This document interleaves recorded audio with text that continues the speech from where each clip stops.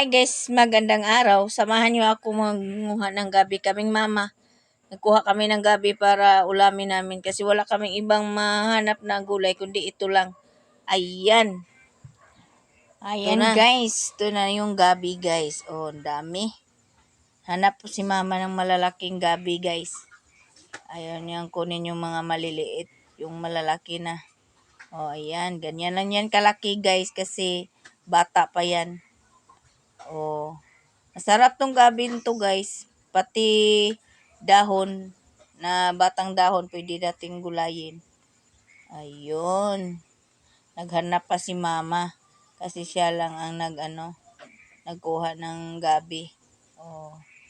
Naghanap pa siya guys. Ayan guys, binalatan ko na guys at hiniwa ko na.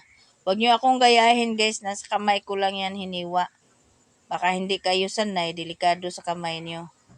Ayan, sanay na kasi ako, ganyan kasi ako maghiwa. Oh.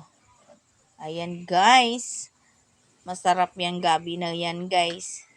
Kailangan natin tong lagyang gata, parang mas lalo siyang sumarap. At haluan natin siya ng konting baboy. Ayan.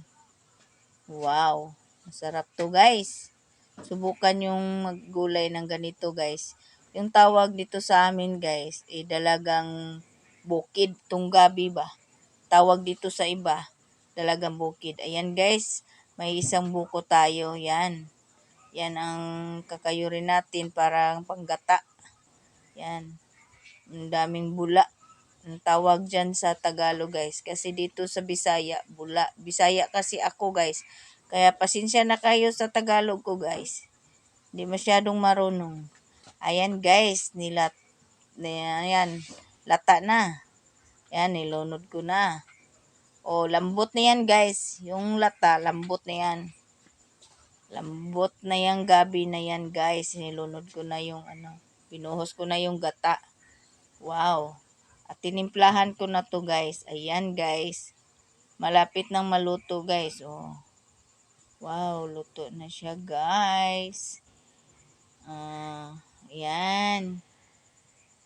Pure gata yung nilagay ko guys. Di ko siya nilagyan ng tubig, kundi pure gata lang to.